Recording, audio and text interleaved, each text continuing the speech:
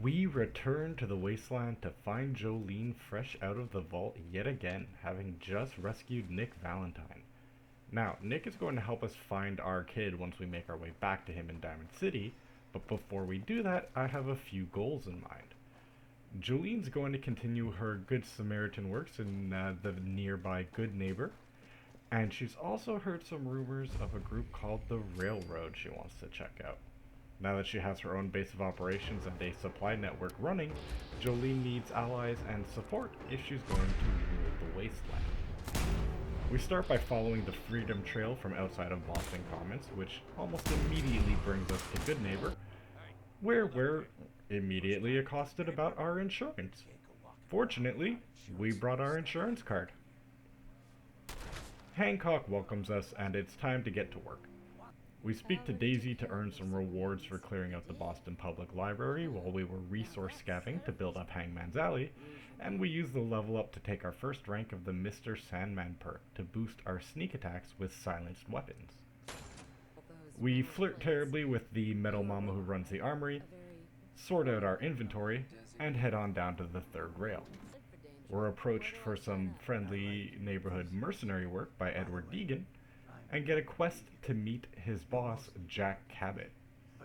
We then pop into the back of the bar to hire McReady as a companion and send him off to Hangman's Alley, giving him a bunch of our junk to lug back for the trip. We pick up a quest to clear out some ruffians around town for Hancock, and then get intimately acquainted with the diva of Good Neighbor, Magnolia. We meet the Vault-Tec rep from episode 1, who's now a ghoul, and offer him a job in Sanctuary on the way out. A grateful serf is a loyal one. In the lobby, we pay for the room rental so that we can use it as a bed and save point, and we get a job from Fred Allen to get him a canister from the Hallucinogen Incorporated building. We then head to the Memory Den to speak with Kent Connolly, a comic book fan with big ideas. We hand him the Silver Shroud gear from Huber's Comics, and then agree to become the Silver Shroud for some easy looting and XP.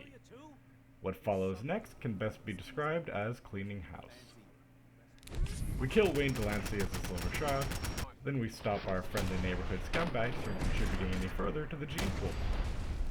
We then start clearing out the warehouses for the third rail quest we had just picked up, and this just amounts to basically a lot of murder and looting across several locations in Good Neighbor. Nothing particularly exciting or worthwhile here except for the quest experience and a metric boatload of scrap goods and .45 ammo, and a few runs to the merchants to make some caps off the leftovers. Once all the warehouses are clear, we return to Whitechapel Charlie in the bar for our reward. We grab a quick save at the hotel at this point to record our progress, then head to see a girl about a job. Yeah, when can Bobby I start? No-Nose hires us for some digging, and we smooth talk our way into a heavy payday. The crew bails when their digging wakes up some Mirelurks that we gun down for some free food, before Bobby tells us we're going to need a specialist from Diamond City to continue the job. From Good Neighbor's front gate, we head over to say hello to the gunners at Mass Fusion, which nets us plenty in the way of ammo and salvage, but the real prize is the strength bobblehead we pick up. Our final stop before our long journey back home is Old North Church. You can get here by following the Freedom Trail that we started with this episode, and inside, a few random ghouls stand between you and a secret dial. Once we solve the ingenious riddle of what is our name, we meet Desdemona and her crew. Deacon vouches for us with some serious smooth talking, and we get him to admit the railroad's in dire straits and could use whatever help it can get. Since they have some resources that we'll want later, we agree to scratch each other's backs. With all this out of the way, Jolene is starting to run low on supplies and carrying capacity, so we make the long trek home following the river to get to our comfy little home away from home. Here, we're going to do some inventory management, and next episode we'll return to Diamond City to move a few quests along and begin tracking down our wayward son. Until next time we meet in the Commonwealth, stay safe, survive, and thrive. This episode has been a little shorter despite the playtime, simply because it's been mostly legwork. Also, because real life has been busy this week too.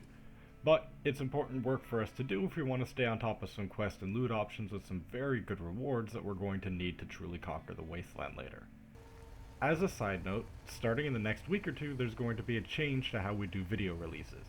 Instead of doing 2 Jolene adventures per week, we're going to be introducing a new survivor with a much different focus as a kind of chaos survival run. We're going to set up some rules and everything for the character, and we're going to run through with them. It's going to be much more of a rush run just to see what kind of havoc we can unleash.